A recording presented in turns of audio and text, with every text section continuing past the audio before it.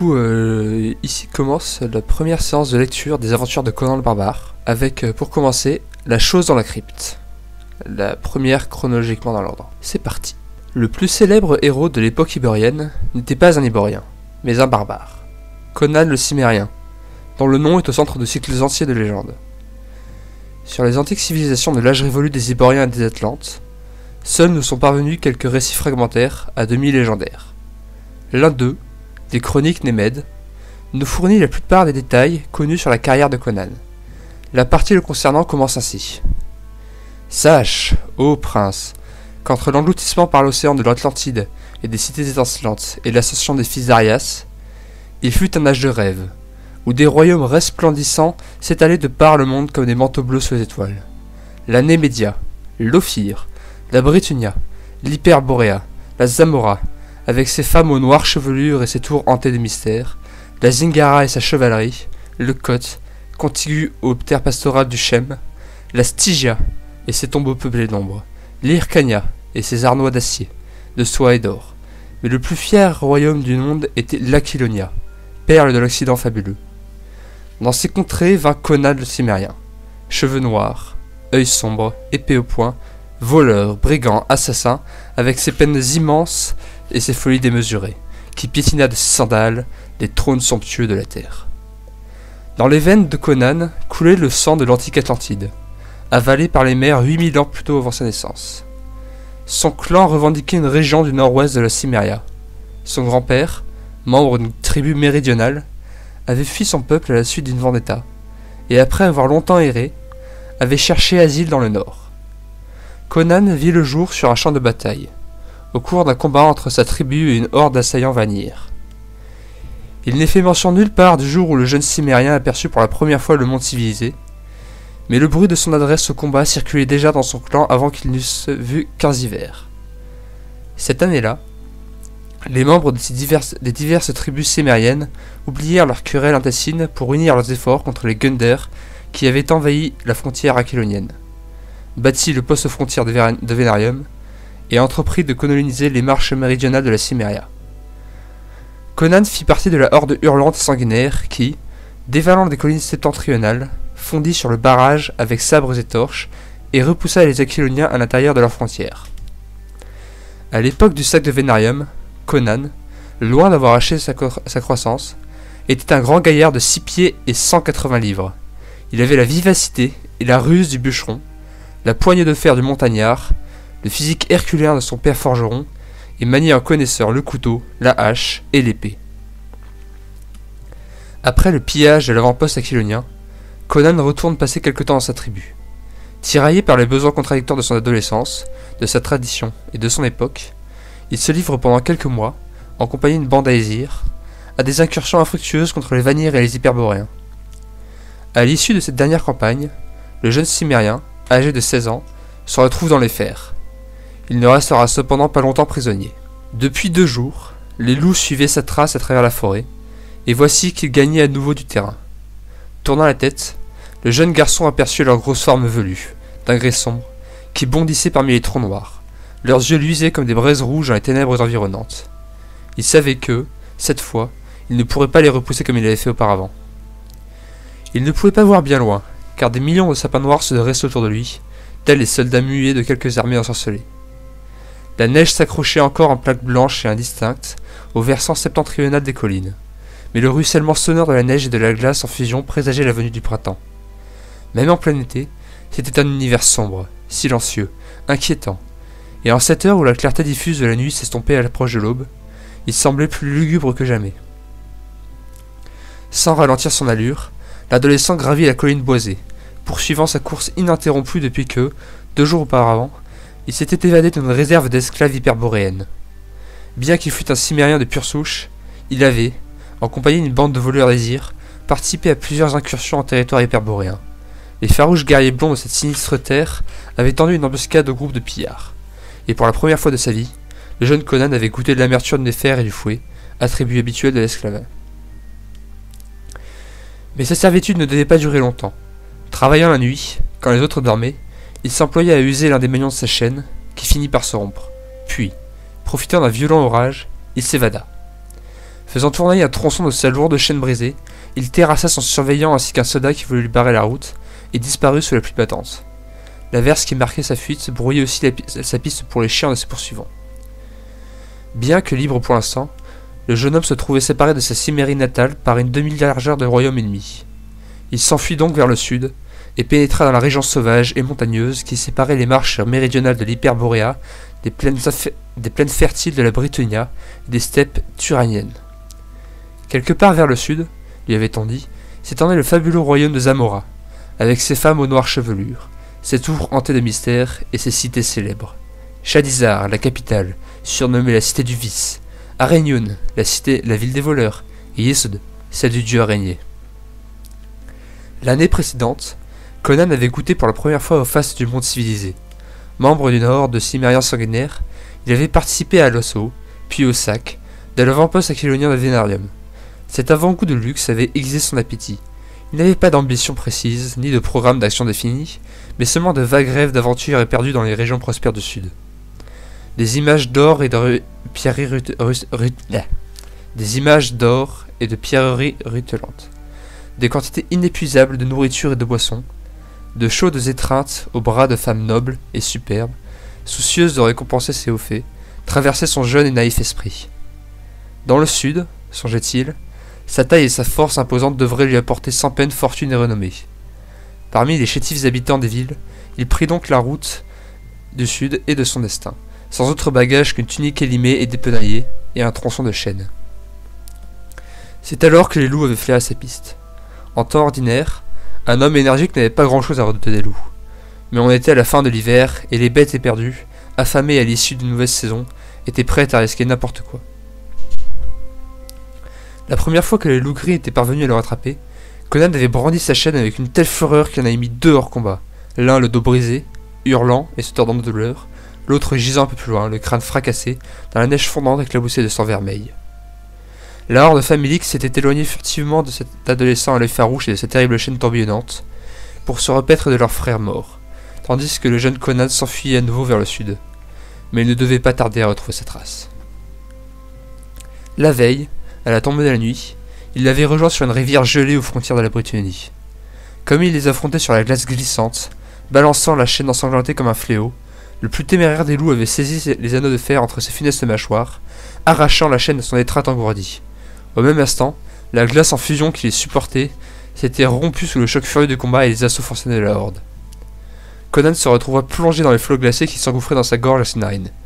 Plusieurs loups étaient tombés dans l'eau avec lui. Il eut la vision fugitive d'une bête à demi immergée, cherchant désespérément un point d'appui sur le bord de la glace. Mais il ne sut jamais combien était parvenu à sortir et combien avait été entraîné sous la croûte gelée par le courant rapide. Claquant les dents, il se hissa sur l'autre bord de la faille, laissant derrière lui la horde hurlante. Toute la nuit, il avait fui vers le sud, à travers les collines boisées, à moitié nu et à moitié transi, et toute une journée. Et voici qu'il l'avait à nouveau rattrapé.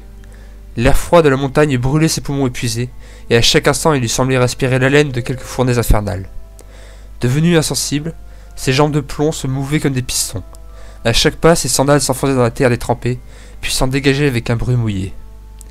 Il savait que, désarmé, il avait peu de chance contre une douzaine de tueurs d'hommes velus, mais il n'interrompit pas sa course. Son sombre héritage cimérien ne lui permettait pas d'abandonner la lutte, même en face d'une mort inéluctable. La neige avait recommencé de tomber, en gros flocons humides qui frappaient la terre noire et mouillée avec un bruissement sourd, mais perceptible, et tachaient les grands sapins noirs d'une myriade de points blancs. Ça et là, de gros rochers émergeaient de la terre tapissée d'aiguilles de pin, le relief devenait de plus en plus accidenté. Ici, pensa Conan, était peut-être sa seule planche de salut. En s'adossant à un rocher, il pourrait affronter les loups à mesure qu'ils viendraient vers lui. C'était une faible chance, car il connaissait bien la rapidité fulgurante de ses corps de 100 livres, maigres comme du fil de fer, mais faute de grives. La forêt se clairsema et la pente devient plus abrupte. Conan courut vers une énorme masse de rochers qui saillaient sur le flanc de la colline, semblable au portail d'un château enseveli. À cet instant, les loups surgirent de l'épaisse forêt à ses trousses, hurlant comme des démons écarlates de l'enfer à l'affût d'un âme damnée. La porte est dans le rocher. À travers la blancheur trouble de la neige tourbillonnante, le jeune garçon distingua une tache noire et béante entre deux blocs de gros rochers et s'élança dans cette direction. Les loups étaient sur ses talons. Il pouvait sentir sur ses jambes nues leur haleine âcre et chaude lorsqu'il s'engouffra dans la crevasse qui s'ouvrait devant lui. À l'instant précis où il se faufilait dans l'ouverture, le premier loup se jeta sur lui. Deux mâchoires écumantes claquèrent sur le vide. Conan était sauvé. Mais pour combien de temps? Courbant la tête, il tâtonna autour de lui dans l'obscurité, explorant de la main le sol de pierre rugueuse en quête d'une arme de fortune grâce à laquelle il pourrait affronter l'heure hurlante. Il entendait les loups arpenter la neige fraîche devant la grotte et aiguiser leurs griffes sur le rocher. Leur respiration était, comme la sienne, rapide et haletante. Ils reniflaient et geignaient, assoiffés de sang. Mais, chose étrange, pas un ne franchit la sombre fissure grise gorgée de ténèbres. Conan se trouvait dans une grotte étroite creusée dans le roc, dont l'obscurité totale n'était atténuée que par un pâle rayon crépusculaire filtrant par l'ouverture. Le sol inégal de la cellule était jonché de débris éparpillés depuis des siècles par le vent, par les oiseaux et les bêtes, feuilles mortes, aiguilles de pin, brindilles, quelques ossements disséminés, galets et fragments de rochers. Rien dans toute cette pacotille qui puisse être quelque efficace contre les loups. Se redressant de toute sa hauteur, déjà supérieure à 6 pieds, l'adolescent se mit à inspecter la muraille de ses mains tendues et rencontra bientôt une autre ouverture. Tandis qu'il se faufilait de l'autre côté, où régnait une obscurité absolue, ses doigts inquisiteurs lui apprirent que la paroi était gravée de glyphes cryptiques d'une écriture inconnue. Inconnue tout au moins pour le garçon ignorant, venu des terres barbares du Nord, qui ne savait ni lire ni écrire, et tenait ses arts civilisés pour des amusettes efféminées. Il dut se plier en deux pour franchir le passage intérieur, mais, une fois parvenu de l'autre côté, il put à nouveau se redresser. Il fit halte et prêta une oreille attentive. Bien que le silence fût total, une sorte de sixième sens l'avertit qu'il n'était pas seul dans la grotte. Ce n'était rien qu'il pût voir, entendre ou sentir, mais les sentiments d'une présence différente des perceptions ordinaires. Ses oreilles sensibles, entraînées à l'écoute des bruits de la forêt, étudièrent la résonance de la crypte et conclurent que cette seconde salle était beaucoup plus grande que la première. L'endroit sentait la vieille poussière et les fientes de chauve-souris. Ses pieds rencontrèrent les objets éparpillés sur le sol. Bien qu'il ne pût les voir, il se rendit compte à leur contact qu'ils n'étaient pas de la même nature que les débris forestiers qui tapissaient l'antichambre, mais semblaient plutôt fabriqués par l'homme. Avançant d'un pas le long mur, il trébucha contre un de ces objets dans les ténèbres et tomba sur la chose qui craqua bruyamment sous son poids. Un morceau de bois brisé lui rafla la jambe, ajoutant une égratignure à celle des branches de sapin et de greffures de loup. Il se releva en jurant et chercha un tâton l'objet fracassé. C'était une chaise, dont le bois pourri avait facilement cédé sous le choc. Il poursuivit son exploration en redoublant de prudence. Ses mains découvrirent un autre objet, plus grand, qu'il identifia aussitôt comme la carcasse d'un char. Les roues s'étaient affaissées en pourrissant, si bien que le corps du char reposait à même le sol, parmi les fragments de rayons et les morceaux de jantes. Les mains inquisitrices de Conan rencontrèrent quelque chose de froid et de métallique, et il comprit qu'il s'agissait probablement d'une pièce rouillée provenant du char. Cette découverte lui donna une idée. Revenant d'un tâton jusqu'à l'ouverture intérieure, qu'il pouvait à peine distinguer de l'obscurité ambiante, il ramassa sur le sol de l'antichambre une poignée de brindilles et quelques éclats de rochers. De retour dans l'autre partie de la crypte, il entassa les brindilles et gratta les pierres contre le fer.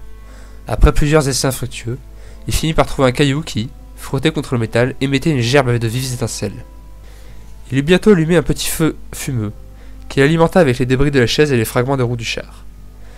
Il pouvait enfin se détendre, se reposer de cette terrible course par monts et par vaux, et réchauffer ses membres engourdis. La flamme vive et brûlante découragerait les loups qui, hésitant à le poursuivre à l'intérieur de la caverne noire, mais ne voulant pas non plus abandonner leur proie, rôdaient encore devant l'entrée extérieure. Et le feu fit danser une chaude lumière jaune sur les parois rocheuses grossièrement équarries. Conan regarda autour de lui. La salle, carrée, était encore plus grande qu'il n'avait d'abord soupçonné. Le haut plafond souillé de toiles d'araignée se perdait dans d'épaisses ténèbres. Plusieurs autres chaises étaient adossées au mur, ainsi que deux coffres crevés, révélant leur contenu de vêtements et d'armes. Ce vaste entre-deux pierres sentait la mort, les vieilles choses longtemps restées sans sépulture. Soudain, les cheveux de Conan se dressèrent sur sa nuque et le jeune homme sentit sa peau frémir d'un frisson surnaturel. Là, sur un grand fauteuil de pierre, à l'autre extrémité de la salle, trônait la forme d'un gigantesque homme nu qui, une épée dégainée à travers de ses cuisses, tournait vers Conan le squelette de son visage sépulcral, éclairé par la lueur vacillante du feu. Dès qu'il aperçut les gens nus, Conan sut qu'il était mort depuis des siècles. Les membres du cadavre étaient bruns et ratatinés comme du bois sec.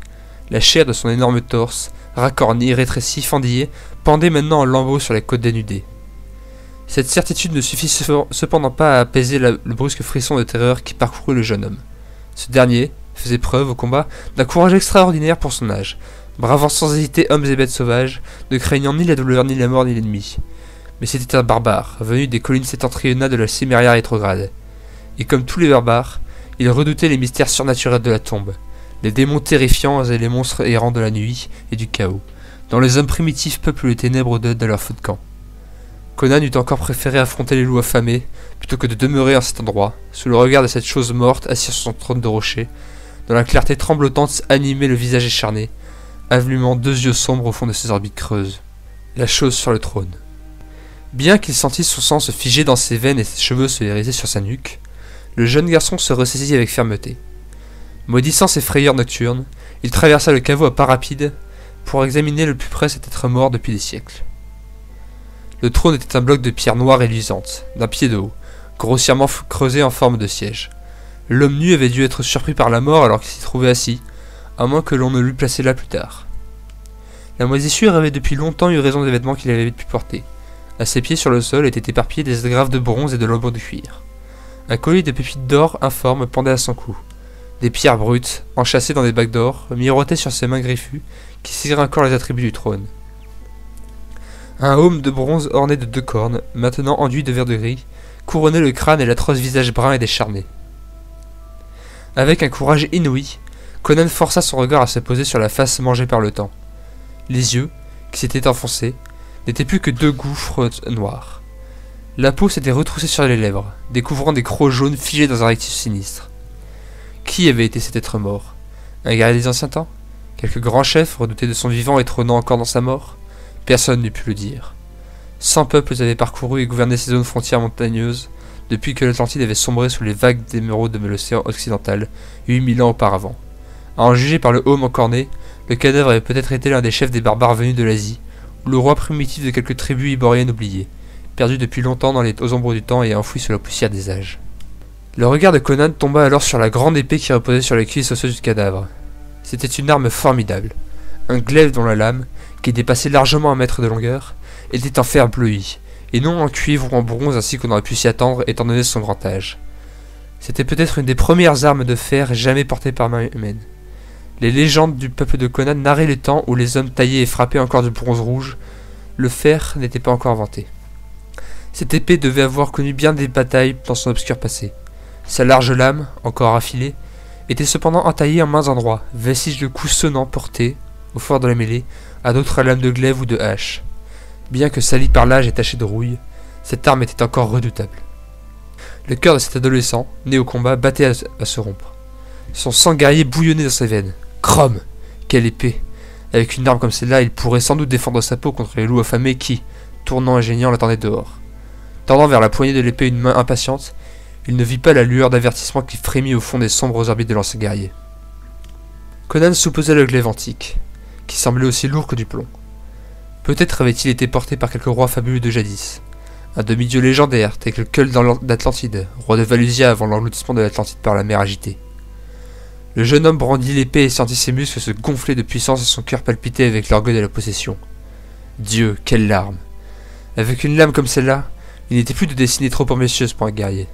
Avec un glaive comme celui-là, même un jeune barbare à moitié nu, venu des régions sauvages de la Cimméria, pourrait se tailler un chemin jusqu'au bout du monde et, à travers des fleuves de sang, se frayer une place parmi les grands rois de la terre. Il s'éloigna d'un pas du trône de pierre et fendit de sa lame un ennemi imaginaire. Il sentait contre sa paume dure la poignée usée par le temps. Le vieux glaive effilé sifflait dans l'air enfumé, faisant danser sur les rugueuses parois de pierre les rayons de lumière vive qui couraient autour de la salle comme des petits météores dorés. Armé de cette puissante épée, Conan pouvait affronter non seulement les loups affamés devant la porte, mais aussi un univers entier de guerriers. Le jeune homme bomba à la poitrine et fit retentir un farouche cri de guerre de son peuple, dont l'écho assourdissant se répercutait dans la grotte, troublant dans leur sommeil les ombres antiques et la poussière séculaire. Conan ne songea pas un seul instant qu'un défi de ce genre, lancé en un tel lieu, pouvait éveiller autre chose que des ombres et de la poussière. Des choses qui eussent dû dormir sans interruption jusqu'à la fin des siècles. Il s'immobilisa, glacé d'effroi, un pied suspendu à mi-course, un bruit, un crissement sec, indescriptible, lui parvenait de l'extrémité de la crypte où se trouvait le trône. Pivotant sur lui-même, il vit, et sentit ses cheveux se dresser sur son crâne et son sang se figer dans ses veines. Toutes ses erreurs superstitieuses et ses craintes nocturnes primitives assiégèrent en hurlant son esprit, fou d'horreur et d'épouvante. Le mort était vivant, quand les morts se mettent à marcher. D'un mouvement lent et saccadé, le cadavre se leva de son grand fauteuil de pierre et fixa Conan de ses orbites noires. au fond desquels les 2 yeux étincelants de vie semblaient porter sur lui un regard froid et malveillant. Par quel quantique phénomène occulte insoupçonné du jeune homme, la vie animait encore, plusieurs siècles après son trépas, la momie desséchée du guerrier. Ses mâchoires grimaçantes s'ouvrirent, puis se fermèrent en une atroce pantomime de paroles, mais aucun son ne parvint à Conan, hormis le crissement initial, apparemment produit par la friction des vestiges rabougris de muscles et de tendons. Aux yeux de Conan, cette parodie silencieuse de langage était plus terrible encore que le fait de voir vivre et bouger un cadavre. Après un nouveau craquement, la momie descendit les degrés dans son antique trône et tourna son crâne vers Conan. Son regard sans yeux se fixa sur l'épée qu'il tenait à la main, et des feux sinistres et surnaturels embrasèrent ses orbites creuses. Traversant la salle d'un pas mal assuré, la créature s'avança vers Conan, tel un monstre abominable sorti des fantasmes diaboliques d'un démon. Dépliant ses serres osseuses, il fit mine d'arracher le glaive des mains jeunes et vigoureuses de Conan. Paralysé par une terreur superstitieuse, Conan recula pas à pas. Sur la muraille, la lumière du feu profilait en noir l'ombre monstrueuse de la momie, qui ondoyait sur les aspérités du rocher. Hormis le crépitement des flammes mordant les fragments de vieux meubles dont Conan avait nourri le feu, le grincement irrégulier des muscles parcheminés du cadavre en marche et la respiration haletante du jeune homme asphyxié par l'épouvante, le caveau était silencieux. Le mort accula Conan contre le mur et avança une main brune et squelettique d'un mouvement saccadé. L'épée réagit instinctivement dans la main du jeune homme. La lame s'abattit en sifflant sur le bras tendu, qui se rompit en craquant comme une baguette. Les doigts crispés sur le vide, la main sectionnée tomba sur le sol avec un claquement sec. Aucun sang ne jaillit du moignon, décharné de l'avant-bras. Cette atroce blessure, qui eut arrêté le plus brave des guerriers vivants, ne ralentit même pas la marche du cadavre. Celui-ci se contenta d'arracher le tronçon restant de son membre mutilé et tendit l'autre bras. Conan s'élança d'un bond, décrivant avec son arme de larges moulinets cinglants. Un coup atteignit la momie au côté. Des côtes se cassèrent sur le choc sans plus de résistance que des brindilles et le cadavre fut projeté à terre avec fracas. Conan demeura pantelant au niveau de la crypte, serrant l'antique poignée au creux de sa paume moite. Les yeux dilatés par l'horreur, il regarda la momie se relever avec un long crissement, puis s'avancer, comme un automate, pointant sur lui le squelette de sa main restante. Duel avec le mort. Lentement, ils tournèrent plusieurs fois autour de la salle. Conan avait beau faire tournoyer vaillamment son arme, il perdait peu à peu du terrain devant l'avance opiniâtre de ce mort qui le harcelait. Un coup manqua le bras unique de la momie, qui le retira juste à temps de la trajectoire du glaive. Emporté par son élan, Conan effectua un demi-tour et la créature en profita pour se ruer sur lui. La main griffue agrippa l'adolescent par un pan dans sa tunique dont elle arracha l'étoffe élimée, ne lui laissant pour tout vêtement que ses sandales et son pagne. Conan fit un bond en arrière et visa le monstre à la tête. La momie se déroba et Conan dut à nouveau lutter pour échapper à son étreinte. Il lui assène un coup formidable sur le côté du crâne, qui emporta une des cornes du haume. Au deuxième coup, le reste du casque vola dans un coin dans un tâtement de ferraille. Un troisième coup entama le cuir sec et brun. Pendant un bref instant qui faillit être fatal au jeune homme, la lame se retrouva immobilisée. Et tandis qu'éperdu il tâchait de la dégager, il sentit d'antiques ongles noirs lui labourer la peau. L'épée frappa encore une fois la momie au côté et, l'espace d'une seconde qui eût pu être décisive, se logea dans sa colonne vertébrale, mais le mort se libéra de secousse. Rien ne pouvait, semblait-il, avoir raison du squelette puisque mort, il était insensible à la douleur. Il continua à poursuivre Conan de sa démarche vacillante, sans se fatiguer ni faiblir, au mépris de blessures qui eussent tendu raide mort dans la poussière à une douzaine de vigoureux guerriers. Comment tuer un être qui est déjà mort? Cette question lancinante se répétait en écho dans l'esprit de Conan, qui croyait perdre la raison. Ses poumons respiraient avec peine. Son cœur battait comme s'il fût sur le point d'éclater. Quelle que fût leur violence, ses coups d'épée ne parvenaient même pas à ralentir la charge de la momie. L'adolescent attaqua cette fois avec plus de ruse, calculant que le mort, privé de l'usage de ses jambes, ne pourrait plus le pourchasser. Il porta un revers sauvage contre le genou du squelette. Un os craqua, et la momie roula dans la poussière. Mais la vie surnaturelle brûlait encore dans son sein décharné. Elle parvint tant bien que mal à se remettre sur pied, et s'élança en titubant aux trousses du jeune homme, traînant à sa suite sa jambe estropiée. Conan frappa à nouveau le squelette. La mâchoire inférieure alla voler dans un coin sombre où elle rebondit bruyamment. Mais le cadavre ne s'arrêtait pas. Au-dessus des décombres d'os blanchis qui formaient à présent le bas du visage, l'inquiétant regard hantait toujours les orbites. La momie continuait de harceler sa proie de son infatigable marche automate. Conan se prit à souhaiter être demeuré à l'extérieur, avec les loups, plutôt que d'avoir cherché refuge dans cette crypte maudite, ou encore marcher et tuer des êtres, en principe morts depuis 1000 ans. Tout à coup, quelque chose le saisit à la cheville. Perdant l'équilibre, il tomba de tout son long sur le sol de pierre inégale, et s'efforça désespérément de dégager sa main de cette étreinte osseuse. et il sentit son sang se figer en voyant, autour de sa cheville, la main sectionnée du cadavre dont le cerf squelettique avait planté dans sa chair. L'abominable créature de cauchemar dressa au-dessus de lui sa forme monstrueuse.